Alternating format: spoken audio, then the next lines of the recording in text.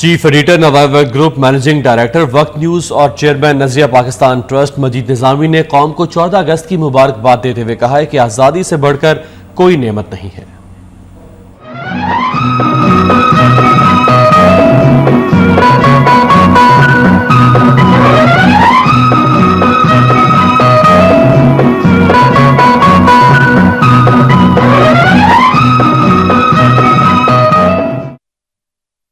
مجید نظامی 3 April 1928 کو سانگلہ ہل میں پیدا ہوئے۔ ابتدائی تعلیم گورنمنٹ ہائی اسکول سانگلہ ہل سے حاصل کی۔ قیام پاکستان سے کچھ عرصہ پہلے وہ میٹرک کا امتحان تشریف لے آئے، جہاں انہوں نے اسلامیہ کالج ریلوے روڈ سے FA کیا۔ 1952 میں گورنمنٹ کالج لاہور سے گریجویشن مکمل کرنے کے بعد مجید نظامی نے پنجاب یونیورسٹی سے MA سیاسیات کی ڈگری حاصل کی۔ مجید نظامی نے اسلامیہ کالج میں دوران تعلیم تحریک پاکستان میں مسلم اسٹوڈنٹ فیڈریشن کے متحرک کارکن کے طور پر حصہ لیا۔ آپ کی ان خدمات کے اعتراف میں وزیر اعظم لیاقت علی خان نے انہیں مجاہد تحریک پاکستان کے لقب سے نوازا اور ایک اعزازی تلوار بھی پیش کی۔ مجید نظامی نے صدارتی انتخابات میں انتہائی جرأت کے ساتھ مادر ملت محترمہ فاطمہ جناح کا ساتھ دیا۔ پاکستان ہیومن رائٹس سوسائٹی نے بھی انہیں ہیومن رائٹس ایوارڈ سے نوازا ہے۔ کشمیری عوام کے حق خود ارادیت کے لیے آواز بلند کرنے اور مسئلہ کشمیر کے منصفانہ حل کے لیے جدوجہد پر انہیں مجاہد کشمیر کے لقب سے نوازا گیا۔ مجید نظامی کئی بار APNS اور CPNE جیسی صحافتی تنظیموں کے صدر منتخب ہو چکے ہیں۔ حکومت کی جانب سے صحافتی خدمات کی اطراف میں انہیں ستارہ پاکستان، ستارہ امتیاز اور ملک کا سب سے بڑا سول اعزاز نشان امتیاز دیا جا چکا ہے۔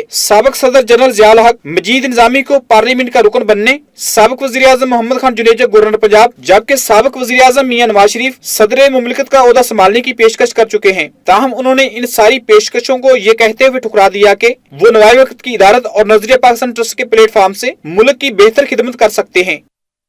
مجاہد پاکستان کا اعزاز حاصل کرنے والے مجید نظامی صاحب کا تحریک پاکستان میں کردار کیا تھا؟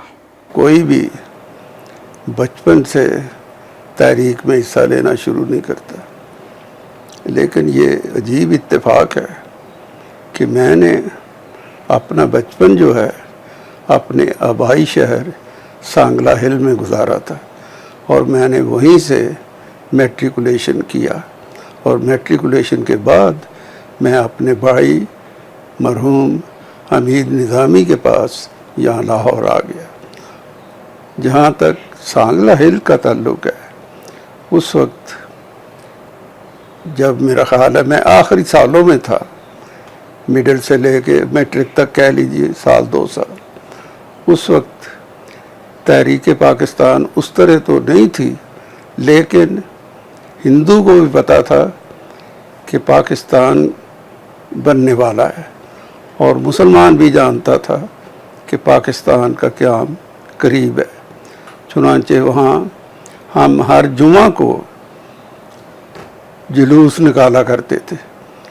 یہ ایک دلچسپ بات ہے کہ یہ جلوس ایک حلوائی کی قیادت میں ہم نکالتے تھے، اور ہم ایک قسم کی کوئی نہ کوئی قمیض یا ٹوپی یا کوئی چیز جسے گرین بارڈر لگا ہو وہ پہنا کرتے تھے اس دن، اور بازار جو تھا وہ ہندو کا بازار تھا۔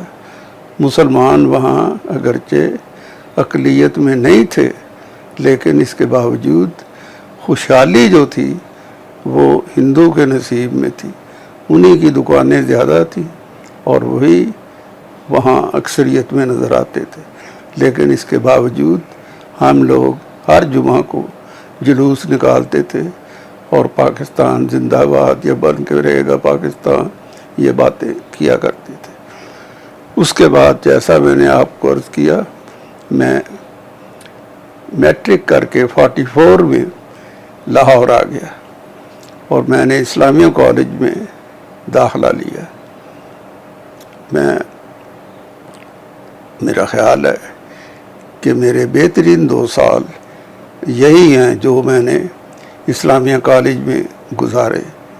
وہاں ہم نے جناب قاسم رضوی اور آفتاب احمد کرشی کی قیادت میں تحریک پاکستان کے لیے کام کیا۔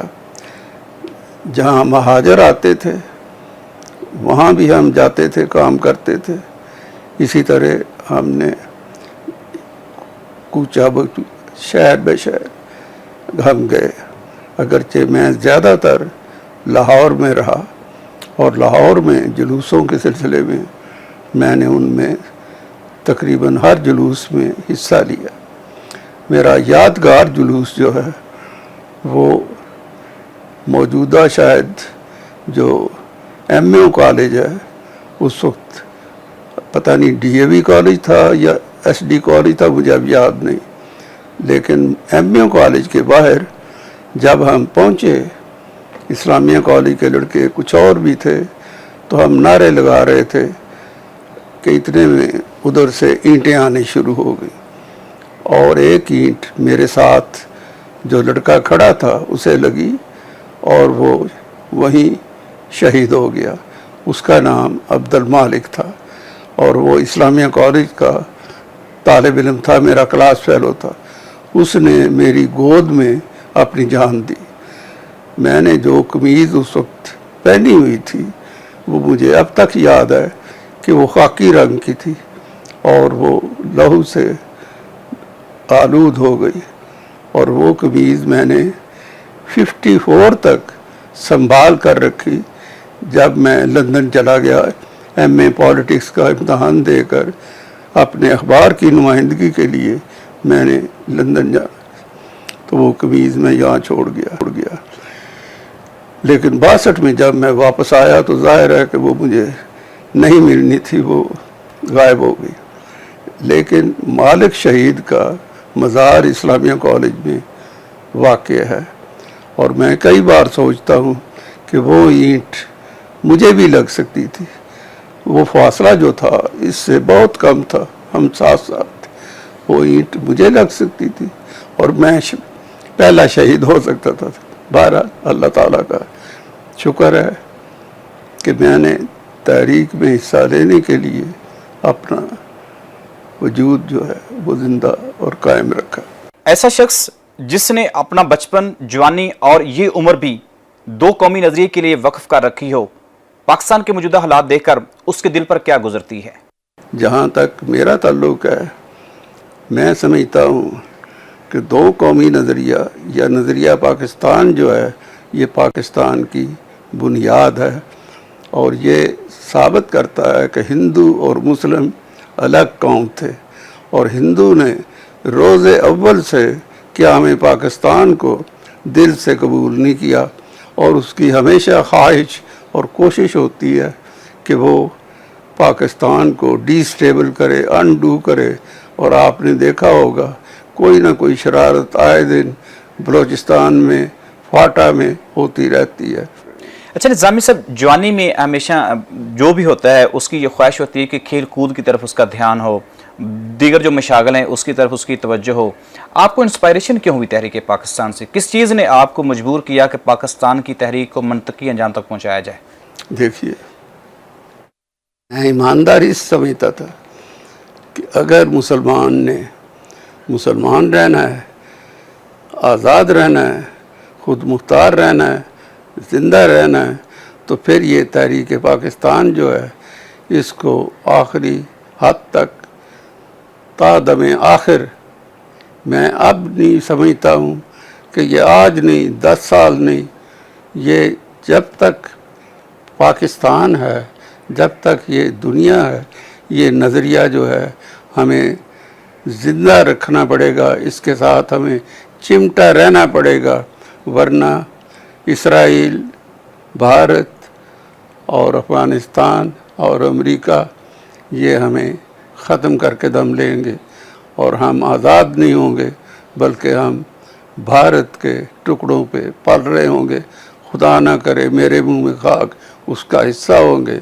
اس کے لیے ہمیں ایک خود مختار اور طاقتور فوج کے ساتھ زندہ رہنا ہوگا. میں نے اسی لیے اپنی زندگی میں ایٹامک پاور بننے کے لیے پورا زور لگایا، اور نواز شریف جب دھماکہ کرنے سے تھوڑا سا ریلکٹنٹ میں نے دیکھا تو میں نے اسے کہا میاں صاحب آپ دھماکہ کر دیں ورنہ پاکستان کے عوام آپ کا دھماکہ کر دیں گے، میں آپ کا دھماکہ کر دوں گا. وہ بات میں نے اتنی سختی سے کہی کہ میاں صاحب کو قائل ہونا پڑا کہ مجھے دھماکہ کرنا پڑے گا. چنانچہ انہوں نے धमाका किया और जो एजाज़ निशान इम्तियाज़ डॉक्टर कदीर ख़ान को दिया वही एजाज़ उन्होंने मुझे दिया। उन्होंने मुझे बलूचिस्तान से फ़ोन किया कि निज़ामी साहब मुबारक हो, मैंने धमाका कर दिया है। कदीर ख़ान, इसमें कोई शक नहीं कि उन्होंने एटम बम बनाया, इसमें कोई शक नहीं। मैंने धमाका करवाया भी, लेकिन जो असल है वो आपने करवाया। अगर आप उस लहजे में मेरे साथ बात ना करते तो अमेरिका का मुझ पे प्रेशर था और साथ साथ वो रिश्वत के तौर पे कई लाख डॉलर मुझे मेरे अकाउंट में जमा करवाने के लिए क्लिंटन जो है वो बार बार फ़ोन कर रहा था।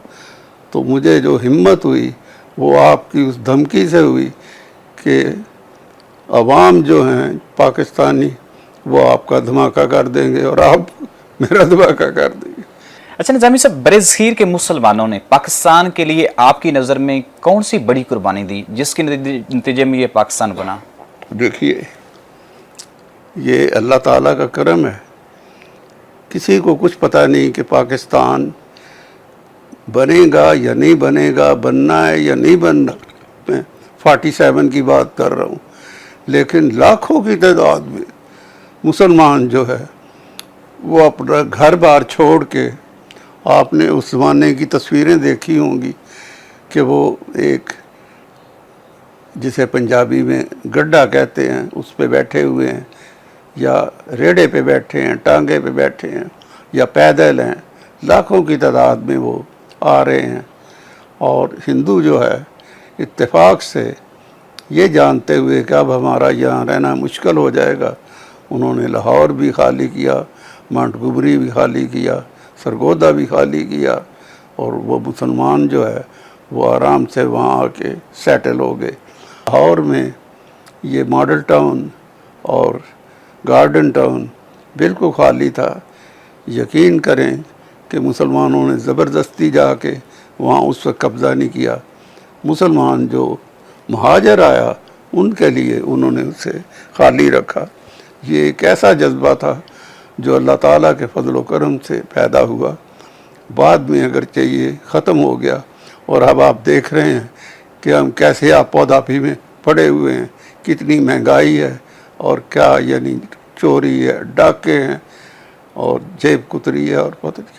अच्छा निज़ामी साहब, कायदे आज़म बानी पाकिस्तान ने, जिसे आज मजीद निज़ामी कहा जाता है, रूहानी तौर पर जानशीन कहा जाता है, इसके ज़िम्मे कोई ड्यूटी भी लगाई थी कि आपने ये काम करना है? नहीं, अल्लाह ताला का शुक्र है कि ये काम मैंने शुरू किया, लेकिन हज़रत कायदे आज़म जिस किस्म का पाकिस्तान बनाना चाहते थे, एक इस्लामी जमहूरी फलाही ममलिकत, मुझे उससे इत्तेफाक था और उन्होंने वही जो काम किया, मैंने समझा मुझे वो काम करना चाहिए। तो अल्लाह ताला ने मुझे 3 बाईपासेस के बावजूद, इस उम्र के बावजूद हिम्मत दी और मैं अपना अदारा भी चला रहा हूँ और नज़रिया पाकिस्तान भी चला रहा हूँ। निज़ाम साहब, कौम आपको अल्लामा इकबाल और कायदे आज़म का रूहानी तौर पर जानशीन समझती है। यही वजह है कि आज आपकी सरबराही में जो 2 कौमी नज़रिया है वो जिंदा और जावेद है। क्या आप समझते हैं कि तख्लीक़ पाकिस्तान का जो मकसद था वो पूरा हुआ है? मेरे भाई, पहली बात तो यह है कि मैं हज़रत कायदे आज़म और अल्लामा इकबाल की खाके पा के बराबर भी नहीं। मैं अपने आप को कभी नहीं समझता कि मैं उनका जानशीन बनकर काम कर रहा हूँ। मैं सिर्फ वो काम कर रहा हूँ जो मैं समझता हूँ मेरी तरफ अल्लाह ताला ने तफवीज़ किया है और मैं शुक्र है कि उससे किसी न किसी तरह ओहदा बरा हो रहा हूँ और मेरी दुआ है कि मैं इससे इसी तरह जारी रखूँ और अल्लाह ताला मुझे हिम्मत देता रहे। तो जहाँ तक आप समझते हैं, पूछा है आपने कि ये उन्होंने जो पाकिस्तान बनाना चाहते थे वो पाकिस्तान बना है या नहीं, मेरा ख्याल है 65-70 साल गुजर जाने के बावजूद वो पाकिस्तान नहीं बन सका और हमें वो पाकिस्तान बनाना पड़ेगा। खुदा करे सारी यानी पाकिस्तानी कौम जो है उसमें एक इनकलाबी तब्दीली आए, ये तभी मुमकिन है। 2-4 लीडर जो हैं वो ये काम नहीं कर सकते। मैं ये समझता हूँ कि इन लीडरों से हमें कोई ज़्यादा तवक्को नहीं। खुदा करे कि जो मुस्लिम लीग की लीडर हैं, अब हम सुनते हैं कि मुस्लिम लीगें एक हो जाएंगी, उनमें पीर पगाड़ा की लीग भी है, उनमें चौधरियों की लीग भी है और नून लीग भी है, लेकिन आप देख रहे हैं कि चौधरियों ने एक पूरा यानी ठप्पा लगाकर पीपल्स पार्टी के साथ समझौता कर लिया है कि हम सीट टू सीट एडजस्टमेंट करेंगे और हम सेंटर में इतनी सीटें लेंगे और हम प्रोविंस में इतनी सीटें लेंगे। कौम को आप पैगाम क्या देंगे? आज 65 साल पूरे कर रहा है पाकिस्तान अपनी उम्र। कौम के नाम यही पैगाम है कि हज़रत कायद आज़म और अल्लामा इकबाल के फरमूदात पे अमल करने की कोशिश करें और उनके पैरोकार बने। किसी मौजूदा लीडर को पहले देखें कि ये हज़रत कायद आज़म के नक्शे कदम पे चल रहा है या नहीं चल रहा। बहुत शुक्रिया। तहरीक पाकिस्तान में मुजाहिद पाकिस्तान का एजाज़ हासिल करने वाले मजीद निज़ामी इस उम्र में भी दो कौमी नज़रिए के प्रचार के लिए अपने शब रोज़ एक किए हुए हैं। उनका ये कहना है कि अगर तहरीक पाकिस्तान के अंदर जो कौम ने किरदार अदा किया, अगर उसे आज फिर दोबारा अदा किया जाए तो तख्लीक पाकिस्तान का मकसद हासिल किया जा सकता है। कैमरा टीम के साथ मलकर्शद आसम, वक्त न्यूज़, लाहौर।